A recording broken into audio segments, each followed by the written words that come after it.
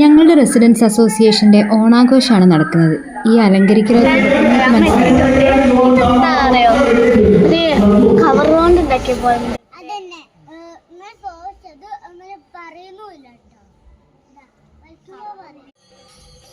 ഓണാഘോഷം മാത്രമല്ല, അതിൻ്റെ കൂടെ വാർഷികാഘോഷം കൂടെയാണുള്ളത്. വൈകുന്നേരത്തിന് ശേഷം വാർഷികാഘോഷ പരിപാടികളായിരിക്കും. സദ്യ കഴിഞ്ഞാൽ പിന്നെ 1-2 ഗെയിംസ് ഒക്കെ ഉണ്ട്. അതും കൂടി കഴിഞ്ഞാൽ പിന്നെ ഒരുപാട് കലാപരിപാടികളും ഒക്കെ ഉണ്ട്.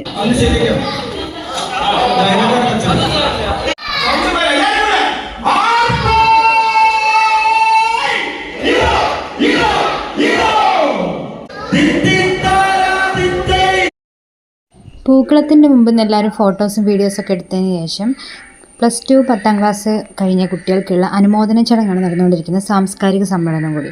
അപ്പോൾ ഞങ്ങളെല്ലാവരും സ്റ്റേജിന് മുമ്പിൽ വന്നിരിക്കുകയാണ്. ആനിക്ക് ആനിൻ്റെ ഫ്രണ്ടിനെയും കിട്ടിയിട്ടുണ്ട്. അവരെ ഞങ്ങൾ ഈ ആദരവ് കൊടുക്കുന്നുണ്ട്. അവർ പരീക്ഷ ജയിച്ചവരല്ല, അവർ ജനകീയമായ ഗസ്റ്റിനൊക്കെ പൂക്കൾ കൊടുത്ത് സ്വീകരിക്കാൻ ആനിനെയാണ് അവർ വിളിച്ചിട്ടുണ്ടായിരുന്നത്. കുറേ കുട്ടികളുണ്ടായിരുന്നു കേട്ടോ.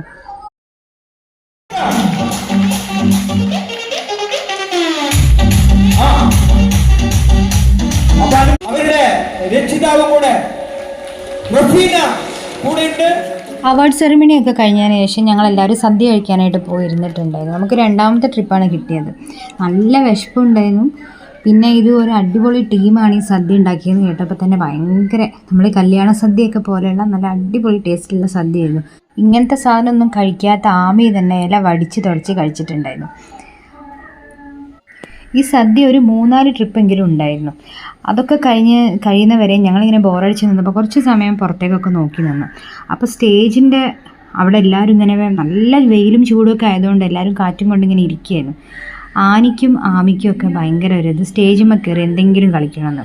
കുറേ നേരം ഇവർ തുള്ളി കളിക്കുന്നത് കണ്ടപ്പോൾ മൈക്ക് ഓപ്പറേറ്റർ അവർക്ക് പാട്ട് വെച്ച് കൊടുത്തിട്ടുണ്ട്. പിന്നെ എല്ലാവരും വന്ന് കളിക്കലായി.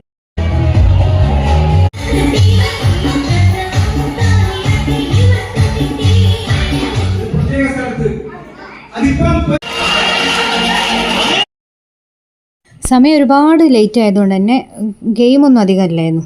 കസേരകളി മാത്രം. അതിലും ആണുങ്ങൾ വരാത്തതുകൊണ്ട് കുട്ടികൾക്കും പെണ്ണുങ്ങൾക്കും മാത്രമായിട്ട് കസേരകളി നടത്തി. അങ്ങനെ ഇതിൽ നമ്മളാരും ജയിച്ചിട്ടില്ല. അക്കു 3rd വരെ എത്തിയിട്ടുണ്ടായിരുന്നു. പക്ഷേ പിന്നെയുള്ള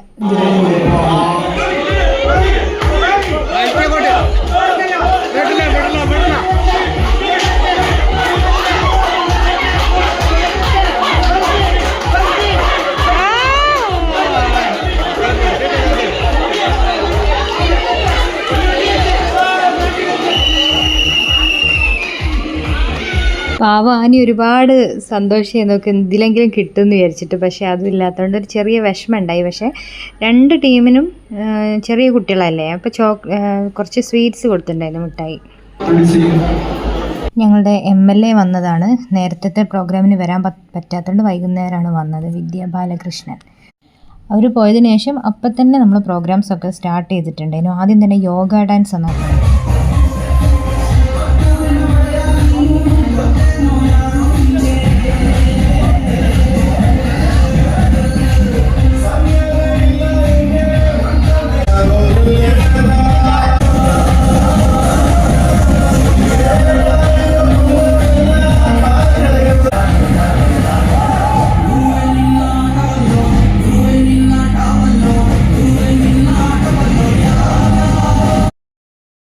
സ്റ്റെപ്പ് കയറുമ്പോൾ തന്നെ കിതയ്ക്കുന്ന, കുറച്ച് നടന്നാൽ കിതയ്ക്കുന്ന ഞാനൊക്കെ ഇവർ ഫ്ലെക്സിബിലിറ്റി കണ്ട അന്ന്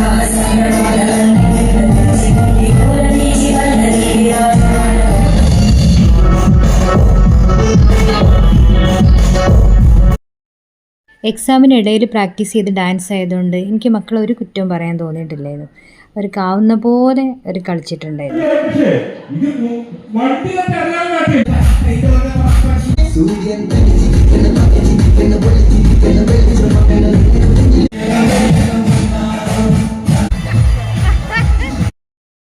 ഒരുപാട് പ്രോഗ്രാംസ് നടന്നിട്ടുണ്ടായിരുന്നെങ്കിലും ഇതായിരുന്നു ഭയങ്കരമായിട്ട് എൻ്റർടൈൻ ആയത്.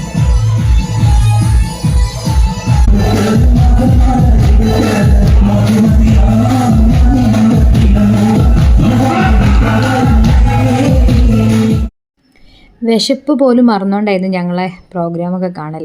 പിന്നെ ഭക്ഷണമൊക്കെ കഴിച്ച് നമ്മൾ മഗ്‌രിബ് അവിടെ നിന്ന് നിസ്കരിച്ചതിന് ശേഷം ഇനി ഗാനമേള, മെഗാ ഗാനമേളയാണ്. അതൊരു ട്രൂപ്പ് വന്നിട്ട് പാടുകയാണ് ചെയ്യുന്നത്.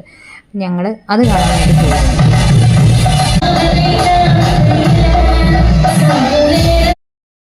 പിറ്റേ ദിവസം മക്കൾക്ക് എക്സാം ഉള്ളതുകൊണ്ട് ഞങ്ങൾ സമ്മാനമൊക്കെ വാങ്ങി ഇത് കംപ്ലീറ്റ് ചെയ്യാൻ നിൽക്കാതെ വേഗം വീട്ടിലേക്ക് പോയി. 11:30 കഴിഞ്ഞിട്ടുണ്ടായിരുന്നു ഇപ്പം തന്നെ.